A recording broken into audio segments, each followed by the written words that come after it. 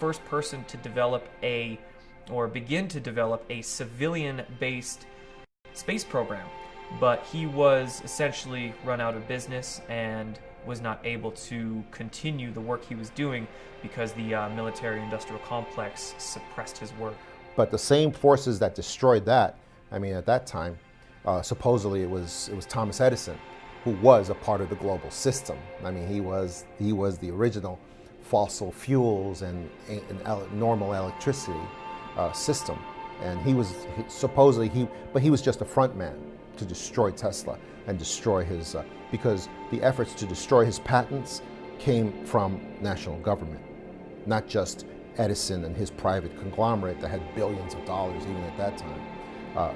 And the reason for that is why? Because this effort to repress free energy was coming from the elite powers in control, the ones that sit on top of everybody and tell everybody, we got to stop this.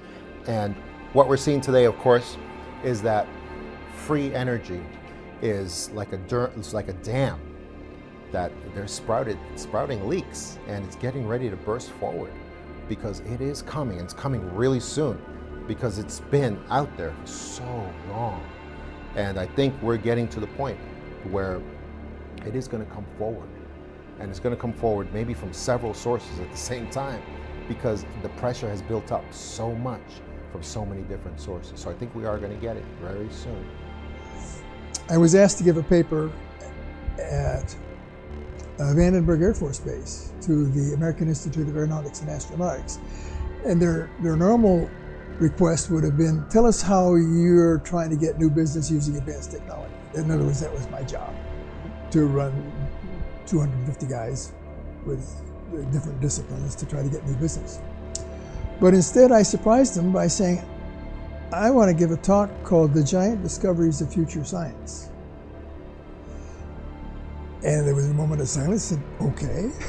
So I developed this talk, and in this talk, what I established was I distinguished the difference between engineering and science. Engineers being people who want to build something and make it work. They don't really care how to get there. And the scientists who want to know the, quote, truth. And I made that distinction, and then I gave examples of 10 scientific facts that are essentially established. You know, that the Earth evolved by gradual processes, and that there Maxwell's equations are the right answer, and then Einstein's E equals mc squared, that was all good. And then I took these 10 greatest achievements by the 10 scientists and asked, what can we tell about these 10? And the interesting thing was that you could tell 3 things. Number one, not a single one of them was known in the field. Number 2, every single one of them had been criticized by their peers as being stupid or charlatans.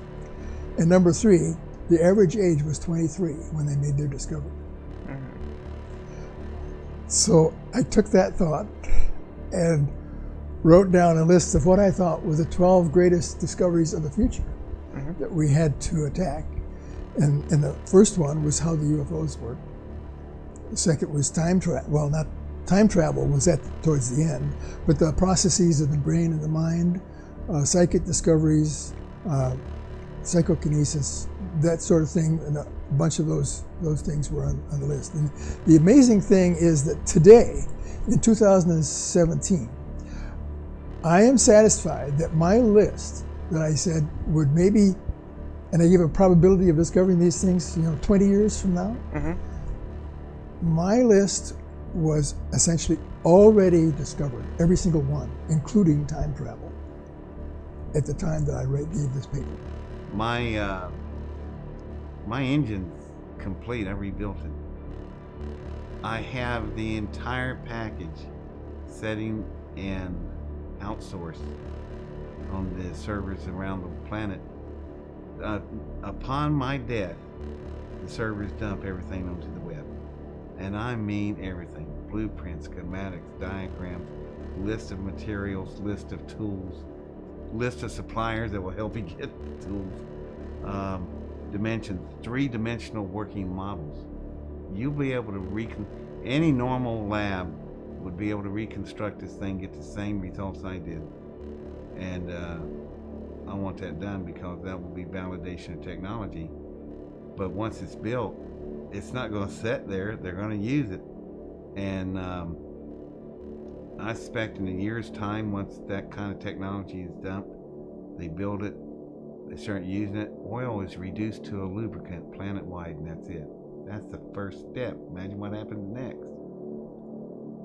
I don't want to be around. That's the reason it'd be a media circus, and I just not into that. So I'll just leave it behind, and y'all can play with it and do with what you want.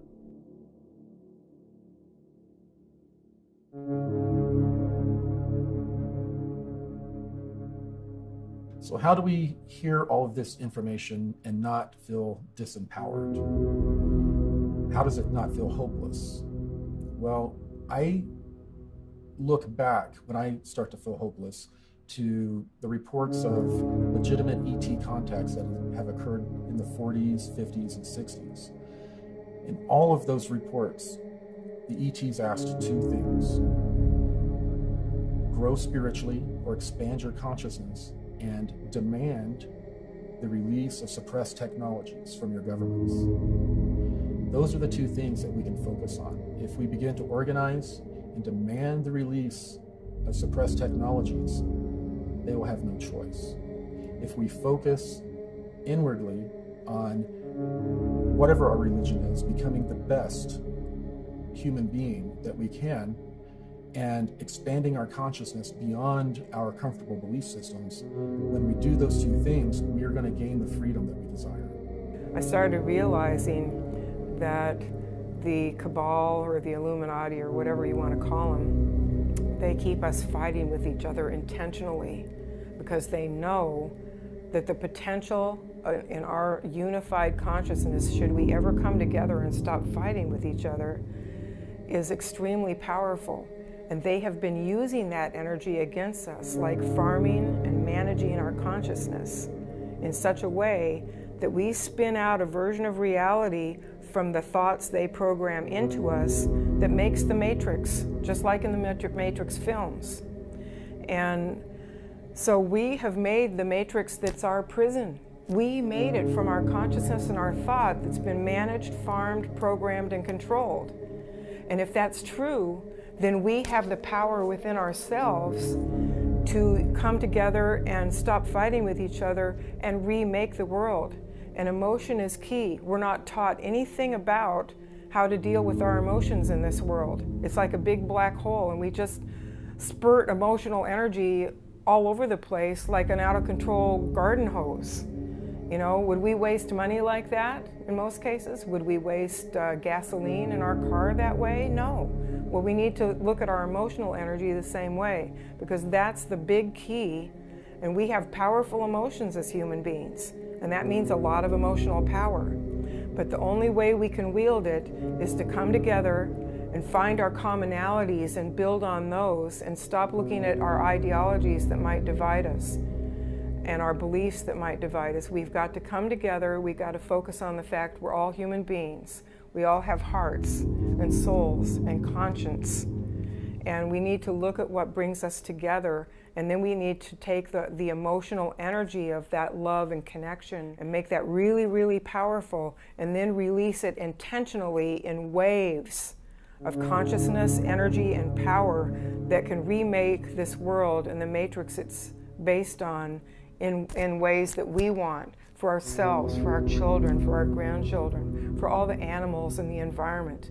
We can remake it just through the power of consciousness. We can get full disclosure just through the power of consciousness. But we can only wield this energy together, and we can only wield it with love for each other and the planet.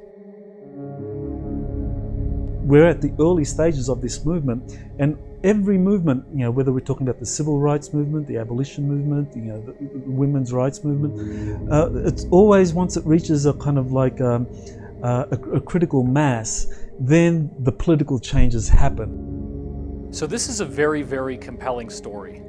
I do believe that it's time for all of us to take a stand.